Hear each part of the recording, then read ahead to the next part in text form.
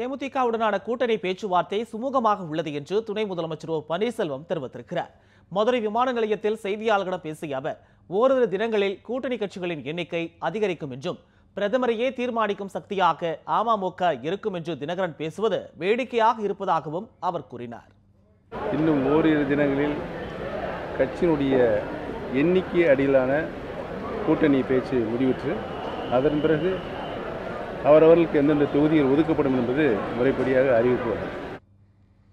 தேமுதிக தலைவர் விஜயகாந்த் தங்கள் கூட்டணிக்கு நிச்சயம் வருவார் என மத்திய அமைச்சரும் தமிழக பாஜக மேலிட பொறுப்பாளருமான பியூஷ் கோயல் நம்பிக்கை தெரிவித்திருக்கிறார். சென்னையில் செய்தியாளர்களிடம் பேசும்போது பியூஷ் கோயல் இதனை தெரிவித்தார்.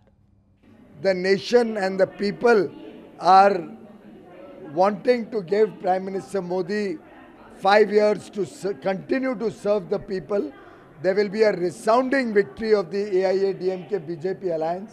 We are going to win all the 39 seats in Tamil Nadu and the seat in Puducherry in our alliance.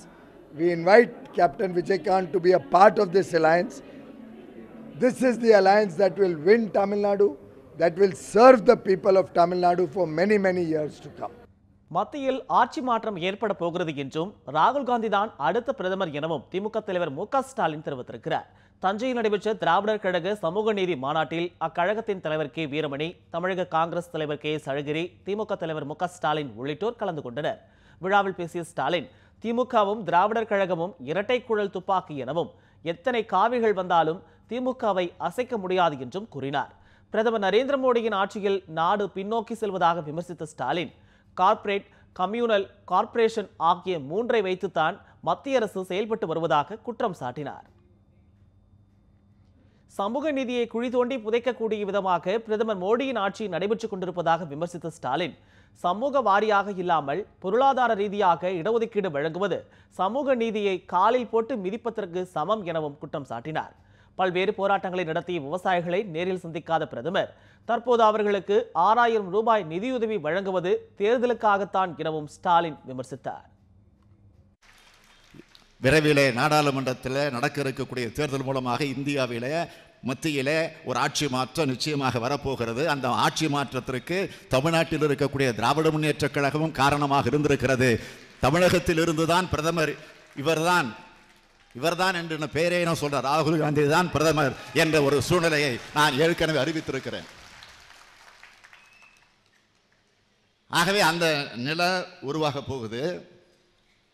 நாடாளுமன்றத்திற்கே வராத, உச்ச நீதிமன்றத்தையே மதிக்காத, ரிசர்வ் வங்கியை, சிபிஐ அதிகாரிகளை பந்தாடுகின்ற, மாநில அரசுகளையே மதிக்காத மாநில முதலமைச்சர்களை எல்லாம் அடிமைகளாக நினைத்து கொண்டிருக்கக்கூடிய நரேந்திர மோடியினுடைய ஆட்சியை அப்புறப்படுத்தக்கூடிய நாள் நெருங்கி கொண்டிருக்கிறது.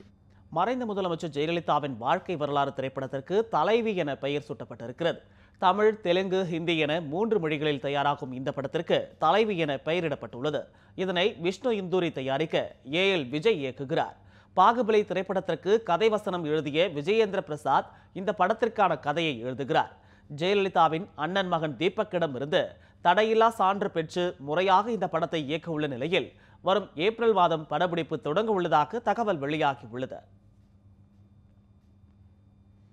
டிடிவி தினகரன் கட்சியை தேர்தல் ஆணையமோ நீதிமன்றமோ அங்கீகரிக்காத நிலையில் மக்களும் அங்கீகரிக்க மாட்டார்கள் என அமைச்சர் ஆர்.பி. உதயகுமார் தெரிவித்திருக்கிறார். உத்தரப்பிரதேச மாநிலத்தின் பிரதான் மந்திரி கிஷான் சம்மன் நிதி திட்டத்தை பிரதமர் மோடி தொடங்கி வைத்த காட்சி மதுரை மாவட்ட ஆட்சியர் அலுவலகத்தில் காணொலியாக காண்பிக்கப்பட்டது. இதில் அமைச்சர் ஆர்.பி. உதயகுமார், மதுரை நாடாளுமன்ற உறுப்பினர் கோபாலகிருஷ்ணன் உள்ளிட்டோர் கலந்து கொண்டனர். இந்த நிகழ்ச்சிக்கு பிறகு செய்தியாளர்களிடம் பேசிய ஆர்.பி. உதயகுமார், அரசியல் காழ்ப்புணர்ச்சியால் எதிர்க்கட்சிகள் அதிமுக பாமக கூட்டணியை விமர்சிப்பதாக குற்றம் சாட்டினார். ஒரு புதிய கட்சி, ஒரு புதிய சின்னம், ஒரு புதிய கொடி என்று தேடிக்கொண்டிருக்கிறார். இன்னும் அதற்கு அங்கீகாரம் கிடைக்கவில்லை. மக்களிடத்திலும் அங்கீகாரம் கிடைக்கவில்லை, தேர்தல் ஆணையத்திலும் அங்கீகாரம் கிடைக்கவில்லை, நீதிமன்றத்திலும் அங்கீகாரம் கிடைக்கவில்லை. ஆகவே மக்கள் மன்றத்திலும் அவருக்கு அங்கீகாரம் கிடைக்கவில்லை. ஆகவே அவர் 38 தொகுதிகள் மட்டுமல்ல, 40 தொகுதியும் சொல்வார், 543 தொகுதியிலும் சொல்வார். அதை பற்றி நாம் கவலைப்பட தேவையில்லை. டெல்லியில் 33வது ஜிஎஸ்டி கவுன்சில் கூட்டத்தில் மத்திய அரசு ரியல் எஸ்டேட் துறையில் பல்வேறு அதிரடி சலுகைகளை அறிவித்திருக்கிறது. கட்டும் போதே வாங்கும் அடுக்குமாடி குடியிருப்புகளுக்கான ஜிஎஸ்டி வரி 12% 5% குறைக்கப்பட்டிருக்கிறது. மலிவு விலை வீடுகளுக்கான ஜிஎஸ்டி வரி 8% 1% குறைக்கப்பட்டிருக்கிறது. ஏப்ரல் 1ஆம் தேதி முதல் இந்த வரிச்சலுகை நடைமுறைக்கு வரும் என எதிர்பார்க்கப்படும் நிலையில் ஜிஎஸ்டி வரி குறைப்பால் அடுக்குமாடி வீடுகளின் விலை குறையும் என்று அதிகாரிகள் தெரிவித்துள்ளனர். இதேபோன்று 20 லட்சம் ரூபாய் முதல் 40 லட்சம் ரூபாய் முதலீட்டில் நடைபெறும் சிறு குறு தொழிலில் ஈடுபட்டுள்ளவர்கள் ஜிஎஸ்டி வரி கட்ட தேவையில்லை என்றும் அறிவிக்கப்பட்டிருக்கிறது.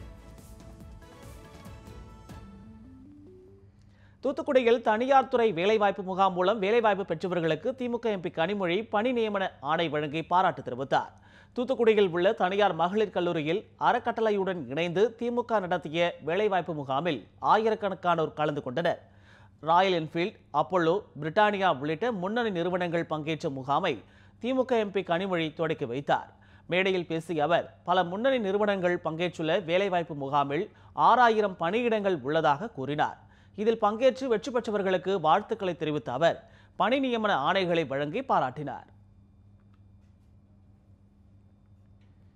காங்கிரஸ் போட்டியிடும் 10 தொகுதிகள் குறித்து 2 நாட்களில் உறுதி செய்யப்படும் என அக்கட்சியின் செயல் தலைவர் வசந்தகுமார் தெரிவித்திருக்கிறார். மதுரை விமான நிலையத்தில் செய்தியாளர்களிடம் பேசிய அவர், காங்கிரஸ் கூட்டணி வெற்றி பெற்றால் கல்வி, வேலைவாய்ப்பு, சுகாதாரம் ஆகியவைகளுக்கு முக்கியத்துவம் அளிக்கப்படும் என்று தெரிவித்தார். அதிமுக அரசு கையாளாகாத அரசு என விமர்சித்த வசந்தகுமார், பிரதமர் மோடியின் அரசால் சிறு குறு தொழில் வியாபாரிகள் பாதிக்கப்பட்டுள்ளதாகவும் குற்றம் சாட்டினார். மோடி அரசாங்கம் நடந்துகிட்ட முறையினால கீழே இருக்கிற மக்கள், அடித்தள மக்கள், சிறு தொழில் செய்கின்றவங்க, வியாபாரம் செய்கின்றவங்க, அதுக்கு மேல பெரிய வியாபாரிகள் கூட ரொம்ப சிரமமா இருக்கிறதுனால நிச்சயமா ராகுல் காந்தி தலைமையில தான் இந்தியாவை நாங்கள் ஆளப்போகிறோம். அத்திக்கடவு அவிநாசி திட்டத்தை முதலமைச்சர் எடப்பாடி பழனிசாமி வரும் 28ஆம் தேதி அடிக்கல் நாட்டி தொடங்கி வைக்கிறார். அத்திக்கடவு அவிநாசி திட்டம் விரைவில் நிறைவேற்றப்படும் என திருப்பூரில் நடைபெற்ற எம்ஜிஆர் நூற்றாண்டு விழாவில் முதலமைச்சர் எடப்பாடி பழனிசாமி உறுதியளித்தார். இதனைத் தொடர்ந்து 1789 கோடி ரூபாய் மதிப்பில் இத்திட்டத்தை செயல்படுத்த தமிழக அரசு முடிவு செய்தது. இத்திட்டத்திற்காக இதுவரை 1250 கோடி ரூபாயை தமிழக அரசு ஒதுக்கீடு செய்துள்ளது. இந்நிலையில் வரும் 28ஆம் தேதி அத்திக்கடவு அவிநாசி திட்டத்தை அடிக்கல் நாட்டி முதலமைச்சர் பழனிசாமி தொடங்கி வைக்க உள்ளார். இத்திட்டத்தின் மூலம் கோவை, திருப்பூர், ஈரோடு ஆகிய மாவட்டங்களைச் சேர்ந்த 50 லட்சம் பேர் பயனடைவார்கள் என்றும் தெரிவிக்கப்பட்டுள்ளது. விழுப்புரம் அதிமுக எம்பி ராஜேந்திரன் விபத்தில் உயிரிழந்த நிலையில் சேலம் அருகே நிகழ்ந்த மற்றொரு சாலை விபத்தில் கள்ளக்குறிச்சி அதிமுக எம்பி லேசான காயத்துடன் உயிர் தப்பினார். முன்னாள் முதலமைச்சர் ஜெயலலிதாவின் பிறந்த நாளையொட்டி சேலம் அண்ணா பூங்காவில் நடைபெறும் விழாவில் பங்கேற்க கள்ளக்குறிச்சி எம்பி காமராஜ் அவருடைய உறவினர்களுடன் காரில் சென்றார். ஓட்டுநர் இல்லாததால் காமராஜ் எம்பியை காரை ஓட்டி சென்றார். சேலம் அருகே உள்ள மின்னாம்பள்ளி பகுதியில் சென்றபோது எதிர்பாராத விதமாக காரின் டயர் வெடித்தது. சாலையில் உள்ள மீடியனில் தொடர்ந்து மோதியது. இதில் கார் எதிர்புறத்தில் சேலம் சென்னை தேசிய நெடுஞ்சாலையில் தலைக்குப்புற விழுந்து விபத்துக்குள்ளானது. சீட் பெல்ட் அணியாததால் லேசான காயத்துடன் காமராஜ் உயிர் தப்பினார். அருகே உள்ள தனியார் மருத்துவமனையில் சிகிச்சை பெற்ற பின் சேலத்தில் நடைபெற்ற ஜெயலலிதா பிறந்தநாள் விழாவில் காமராஜ் எம்பி பங்கேற்றார். வடநாட்டு நடிகருக்கு ஒரு சட்டம், பேரறிவாளனுக்கு ஒரு சட்டமா என பேரறிவாளனுடைய தாயார் அற்புதம்மாள் ஆவேசமாக கேள்வி எழுப்பினார். கடலூரில் நடைபெற்ற மக்கள் சந்திப்பு நிகழ்ச்சியில் பேரறிவாளனின் தாயார் அற்புதம்மாள் கலந்து கொண்டார். பின்னர் செய்தியாளர்களிடம் பேசிய அவர், மும்பை தாக்குதலில் தொடர்புடைய சஞ்சய் தத் நடிகர் என்பதால் 5 ஆண்டுகளில் அவர் விடுதலை செய்யப்பட்டதாகவும், வடநாட்டிற்கு ஒரு சட்டம், தமிழகத்திற்கு ஒரு சட்டமா என்றும் ஆவேசமாக கூறினார். 7 பேரை விடுதலை செய்ய கோரி மார்ச் 9ஆம் தேதி 7 நகரங்களில் மனித சங்கிலி போராட்டம் நடத்த உள்ளதாகவும் அற்புதம்மாள் கூறினார். வெளியே வந்துட்டு கூட இருப்பான். நிறைய பேர் அதை பதிவு கூட பண்ணாங்க. நடிக்க மாதிரி இருக்கிறான், அவன் பையனை மாதிரி இருக்கிறான் தான் உள்ளவே இருக்கிறான். அவன் நடிக்கிறான் தானே நிறைய வெளியே வந்துட்டுப்பான். நான் கூட நிறைய கூட்டத்துல பதிவு பண்ணேன். அந்த வழக்கை வச்சு நீங்க அதை முன்மாதிரியா வச்சு அது வடநாட்டுக்கு வேற சட்டம்பா, தமிழ்நாட்டுக்கு வேற சட்டம். சட்டப்படி தானே நான் பேசுறேன், சட்டத்தை தானே வெளிப்படுத்துறேன். மராட்டிய மாநிலம் அங்க அவர் விடுதலை செய்ததுன்னு இப்பதானே சொன்னேன். தமிழக அரசு கையில் எடுக்குது, ஆளுநர் முட்டுக்கட்டியா இருக்கிறாரு. உச்சநீதிமன்றமோ உயர்நீதிமன்றங்களோ தகவல் அறியும் உரிமை சட்டத்திற்கு கட்டுப்படாது என கூறுவது வேதனை அளிப்பதாக முன்னாள் மத்திய அமைச்சர் சுதர்சன நாச்சியப்பன் கூறியுள்ளார். மதுரை காந்தி அருங்காட்சியக வளாகத்தில் தகவல் அறியும் உரிமை சட்ட விழிப்புணர்வு கலந்துரையாடல் கூட்டம் நடைபெற்றது. இதில் தகவல் அறியும் உரிமை சட்டத்தை பயன்படுத்தும் சமூக ஆர்வலர்கள், முன்னாள் மத்திய அமைச்சர் சுதர்சன நாச்சியப்பன் உட்பட பலரும் கலந்து கொண்டு விவாதித்தனர். கூட்டத்திற்கு பின்னர் செய்தியாளர்களிடம் பேசிய சுதர்சன நாச்சியப்பன், தகவல் அறியும் உரிமை சட்டத்தை கோடிக்கணக்கான இளைஞர்கள் கையில் எடுத்து மிகப்பெரிய மாற்றத்தை ஏற்படுத்தி வருவதாக கூறினார். மக்களின் வரிப்பணத்தால் இயங்கும் எந்த துறையும் மக்கள் கேட்கக்கூடிய தகவலை தர வேண்டிய கட்டாயத்தை இந்த சட்டம் ஏற்படுத்தியுள்ளதாகவும் சுதர்சன நாச்சியப்பன் தெரிவித்துள்ளார். சுப்ரீம் கோர்ட்டிற்கு நாங்கள் அன்றைக்கு சொன்னோம், மாநில ஆட்சி அதுபோக நீதிமன்றம் எல்லாவற்றையும் கட்டுப்படுத்தக்கூடிய ஒரு சட்டம் இது என்று சொன்னோம். அதை உச்சநீதிமன்றத்திற்கு கொண்டு சென்றார்கள். உச்சநீதிமன்றமும் ஏற்றுக்கொண்டது. அதில் உச்சநீதிமன்றமும் உயர்நீதிமன்றமும் இதற்கு கட்டுப்பட்டது என்று நாங்கள் சொன்னோம். அதை சில தளர்வுகளுக்கு உருவாக்கி இருக்கிறார்கள். அதை நாங்கள் வருந்துகிறோம். உச்சநீதிமன்றம் அதை திருத்திக் கொள்ள வேண்டும். அவர்களும் உட்பட்டவர்கள்தான். மதிமுக பொதுச்செயலாளர் வைகோ திமுகவை விமர்சித்த அளவிற்கு அதிமுகவை பாமக விமர்சிக்கவில்லை என திமுக தலைவர் மு க ஸ்டாலினுக்கு முதலமைச்சர் எடப்பாடி பழனிசாமி பதிலடி கொடுத்துள்ளார். மறைந்த முதலமைச்சர் ஜெயலலிதாவின் 71வது பிறந்தநாள் விழா பொதுக்கூட்டம் சென்னை வடபழனியில் நடைபெற்றது. இக்கூட்டத்தில் கலந்து கொண்டு பேசிய தமிழக முதலமைச்சர் எடப்பாடி பழனிசாமி, சிறந்த நிர்வாக திறமையால் அதிமுக அரசு விருதுகளுக்கு மேல் விருதுகள் குவித்து வருவதாக அவர் தெரிவித்தார். ஜெயலலிதா மறைந்தவுடன் அதிமுக சுக்குநூறாக உடைந்துவிடும் என்று எதிர்க்கட்சியினர் கூறியதாக சுட்டிக்காட்டிய முதலமைச்சர் எடப்பாடி பழனிசாமி, ஆனால் அதை முறியடித்து தற்போது அதிமுக மிகுந்த வலுவோடு உள்ளதாக குறிப்பிட்டார். அதிமுக கூட்டணியில் பாமக இணைந்ததை கடுமையாக விமர்சிக்கும் திமுக தலைவர் மு க ஸ்டாலினுக்கு பதிலளிக்கும் வகையில் பேசிய எடப்பாடி பழனிசாமி, வைகோ திமுகவிற்கு எதிராக தெரிவித்த கடுமையான விமர்சனங்களை சுட்டிக்காட்டினார். வைகோவை திமுக கூட்டணியில் மீண்டும் மு க ஸ்டாலின் இணைத்தது ஏன் என்றும் முதலமைச்சர் எடப்பாடி பழனிசாமி கேள்வி எழுப்பினார். சேர்ந்த உடனே ஸ்டாலின் சொல்றார், சூடு இருக்குதா சொரணை இருக்குதான்னு முதல் அவருக்கு இருக்குதா இல்லையான்னு முதல் பார்த்துக்கணும். ஏன்னா வைகோ இருந்தார்ல, அத்தனை பேருக்குமே தெரியாது, தெரியாதவங்களே யாரும் கிடையாது. எந்த அளவுல ஊடகத்திலையும் செய்திக்கும் பேட்டி கொடுத்தார். இங்க இருக்க ஊடகங்கள் அத்தனை பேரும் தெரியும். ஊடகத்தில் எப்படியெல்லாம் செய்தி வந்து நாட்டு மக்கள் அத்தனை பேரும் அறிவிங்க, ஊடகத்திற்கும் தெரியும், செய்தியாளருக்கும் தெரியும்.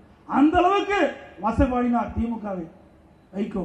அவர் வைத்த கூட்டணியோடய நாங்கள் வைத்திருக்கிற கூட்டணி மோசம். சொல்லுங்க பார்க்கலாம். திருச்சி மாவட்டம் மணப்பாறை அருகே ஜல்லிக்கட்டு போட்டி கோலாகலமாக நடைபெற்றது. புதுப்பட்டி புனித சந்தியாப்பர் திடலில் நடைபெற்ற ஜல்லிக்கட்டு போட்டியை ஸ்ரீரங்கம் சார் ஆட்சியர் ஆதித்யா செந்தில்குமார் தொடங்கி வைத்தார். இதில் திருச்சி, மதுரை, தஞ்சாவூர், புதுக்கோட்டை, பெரம்பலூர், அரியலூர் உள்ளிட்ட மாவட்டங்களைச் சேர்ந்த 500க்கும் மேற்பட்ட காளைகள் பங்கேற்றன. வாடிவாசலில் இருந்து துள்ளி திமிரிய காளைகளை மாடுபிடி வீரர்கள் தீரத்துடன் அடக்கினர். ஒரு சில காளைகள் முரட்டுத்தனமாக வீரர்களை முட்டி தள்ளின.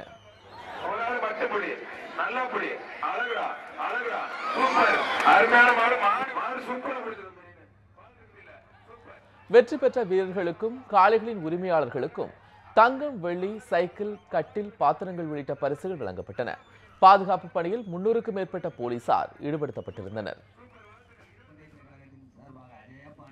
மதுரை மாவட்டம் திருவாதூரில் நடைபெற்ற வடமாடு மஞ்சு விரட்டு போட்டியை பலரும் கண்டு ரசித்தனர். அங்குள்ள ஐயம்மாள் கோவில் திருவிழாவை ஒட்டி நடைபெற்ற வடமாடு மஞ்சு விரட்டில் 15 காளைகள் பங்கேற்றன. வடத்தில் கட்டப்பட்ட காளையை ஒரு சுற்றுக்கு 9 பேர் வீதம் 25 நிமிடங்களில் அடக்க முயன்ற காட்சியை பார்வையாளர்கள் உற்சாகத்துடன் கண்டுகளித்தனர்.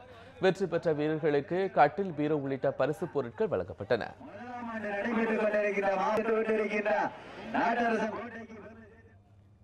துபாயிலிருந்து சென்னைக்கு விமானத்தில் கடத்தி வரப்பட்ட 2 கிலோ தங்கத்தை சுங்கத்துறை அதிகாரிகள் பறிமுதல் செய்தனர். துபாயிலிருந்து சென்னைக்கு வந்த விமான பயணிகளை சுங்கத்துறை அதிகாரிகள் வழக்கம் போல சோதனை செய்தனர். அப்போது சென்னையை சேர்ந்த அலி காசிம், அசாம் கான், மஹதா கான் ஆகியோர் ஸ்லீப்பர் பாக்ஸிற்கு தங்கத்தை கடத்தி வந்தது தெரியவந்தது. இதனையடுத்து அவர்களிடமிருந்து 31 லட்சம் மதிப்புள்ள 90 கிராம் தங்கத்தை கைப்பற்றிய சுங்கத்துறையினர் 3 பேரை கைது செய்தனர். இதேபோன்று துபாயிலிருந்து சென்னை வந்த விமானத்தின் பயணிகள் இருக்கைக்கு கீழே மறைத்து வைக்கப்பட்டிருந்த 1 கிலோ தங்கத்தை அதிகாரிகள் கைப்பற்றினர். தங்கத்தை கடத்தி வந்த நபரை தேடி வருகின்றனர். நாளை முதல் இயல்பை விட 2 அல்லது 3 டிகிரி செல்சியஸ் வெப்பம் அதிகரிக்கும் என சென்னை மண்டல வானிலை ஆய்வு மையம் தெரிவித்துள்ளது. வெப்பத்தின் தாக்கம் அதிகரிக்கும் பட்சத்தில் 26ஆம் தேதி முதல் ஓரிரு இடங்களில் இடியுடன் கூடிய மழைக்கு வாய்ப்பு இருக்கும் என்றும் கூறப்படுகிறது. தமிழகம் மற்றும் புதுவையில் அடுத்த 2 தினங்களுக்கு வறண்ட வானிலையே நிலவும் என்றும் குறிப்பிடப்பட்டுள்ளது. சென்னையை பொறுத்தவரை வானம் மேகமூட்டத்துடன் இருக்கும் என்றும் அதிகபட்ச வெப்பநிலையாக 33 டிகிரி செல்சியஸும் குறைந்தபட்ச வெப்பநிலையாக 22 டிகிரி செல்சியஸ் வெப்பநிலையும் பதிவாகும் என தெரிவிக்கப்பட்டுள்ளது.